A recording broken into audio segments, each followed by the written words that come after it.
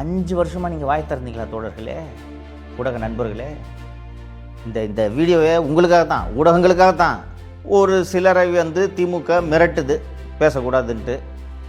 ஒரு சிலருக்கு பெரும்பாலானோருக்கு காசையே கொடுத்து இந்தாப்பா வச்சுக்க, எதிர்த்து எழுதாமல் இருக்கிறதோட இல்லாமல் பாராட்டியும் எழுத வேண்டும் என்று இதற்கென்றே பேனா நிறுவனம்னு ஒரு நிறுவனத்தை, பாப்புலர் எம்பவர்மெண்ட் நெட்வொர்க்ன்றதோட சுருக்கம்தான் பெண்ணு. நான் அதை பேனா நிறுவனம் என்று அழைப்பேன்.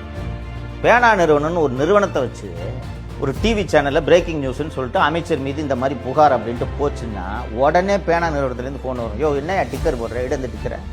95வது வினாடி அந்த டிக்கர் தூக்கப்படும் தெரியுமா? எத்தனை சேனல் இது நடந்திருக்கு தெரியுமா? நான் என்னுடைய கஷ்டங்களை, என் வீடியோக்களை பார்த்த நண்பர்கள் பார்த்திருப்பீர்கள்.